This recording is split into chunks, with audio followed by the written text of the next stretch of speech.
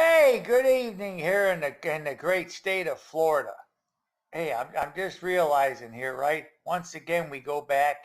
So I'm going to use the words because all the blacks do is say nigger every other word in their music. So I can say it too because guess what?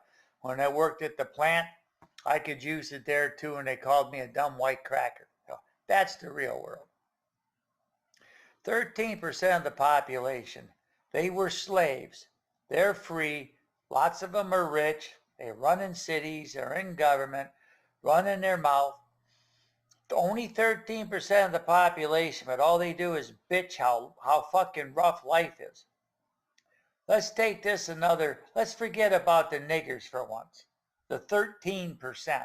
And I'm not even going to say, let's talk about me, the 77%. I'm going to say it's 2020 and I'm watching the news.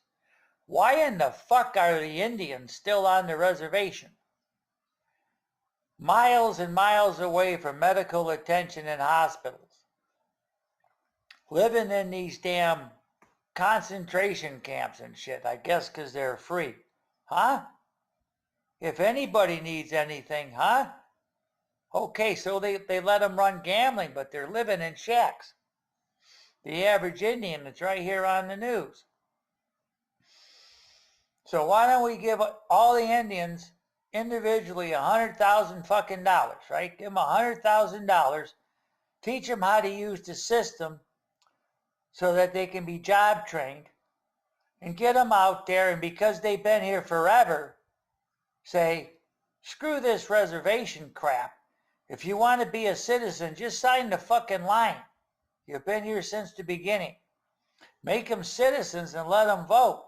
And get rid of the fucking reservation, man. These people are suffering. It's fucking, it's like a hair. It's like a pubic hair difference between being on the reservation and being homeless.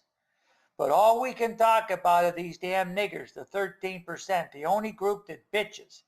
And keep looking. How many prominent blacks and niggers do you see? Mayors, governors, senators, all this shit, entertainers. It's getting old.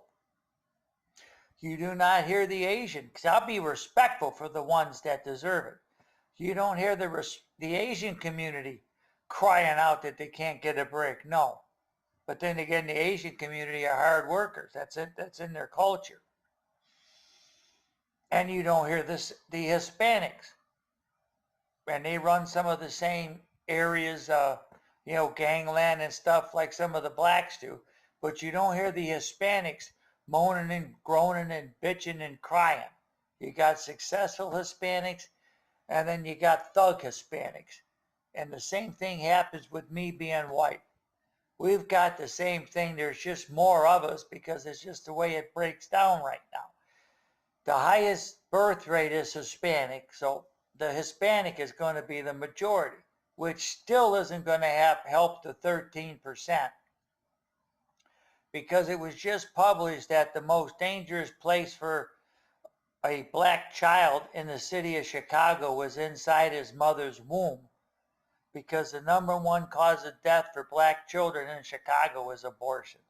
And with that, I'm going to shed a tear, because that's just over the top. But drink it in and see what they're doing, and let's fix some of this shit.